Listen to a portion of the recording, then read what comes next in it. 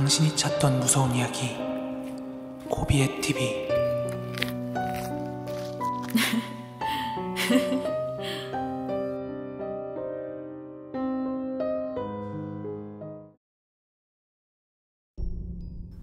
(2022년 10월 25일) 고비의 TV 공포라도입니다. 유재영님의 제보 사연입니다.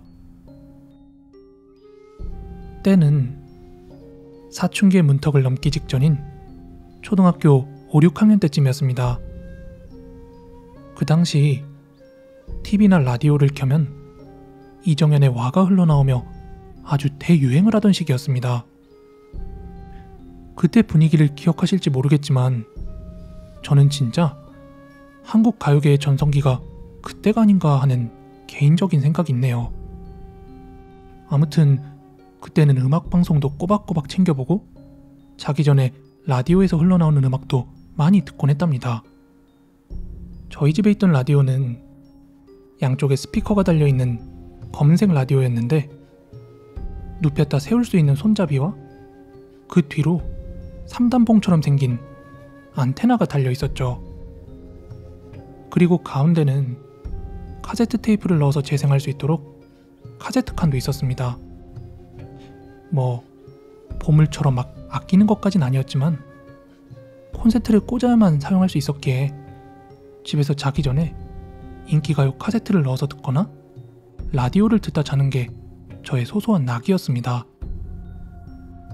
그러던 어느 날이었습니다. 저희 작은 이모가 서울에서 암 진단을 받고 입원해야 한다는 소식을 들은 부모님께서는 검사였나 수술이었나 하여튼 그 일정에 맞춰서 이틀간 서울에 좀 다녀오신다고 하셨습니다.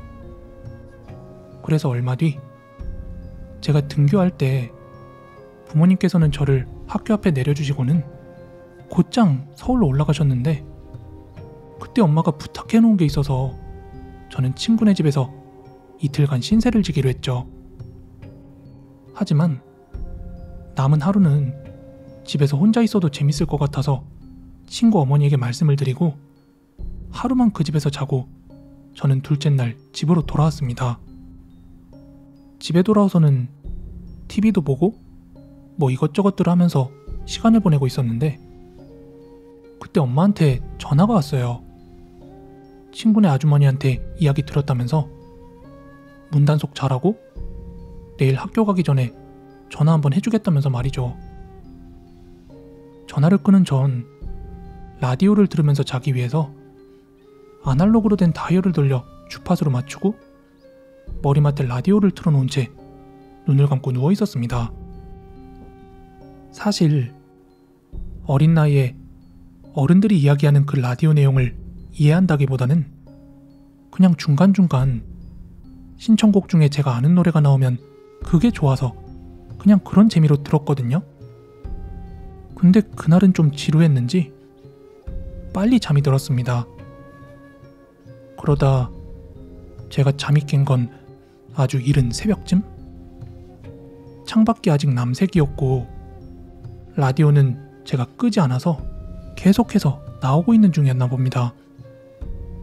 원래 부모님 계실 땐 제가 그걸 못 끄고 잠이 들면 알아서 꺼주시거든요.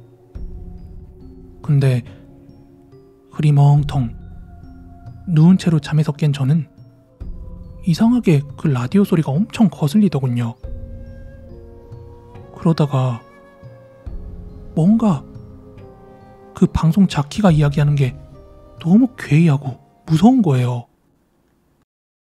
오늘 받은 사연을 쭉 읽어보니까 이 사연자분이 하시는 말씀은 라는 건데 여러분들은 어떤 생각을 멀쩡하게 잘 나오던 소리가 갑자기 이렇게 나오니까 너무 소름이 돋아서 저는 머리맡에 있는 콘센트를 뽑으려고 손을 가져다 대는데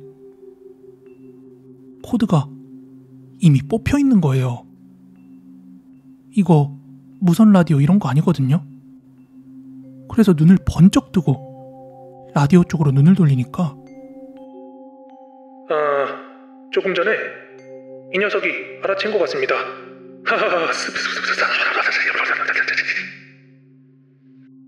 그 순간 저는 정신을 잃고 말았습니다.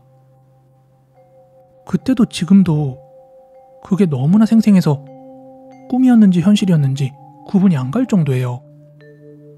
사실 그때는 꿈이라는 생각이 조금 더 했었던 것 같습니다.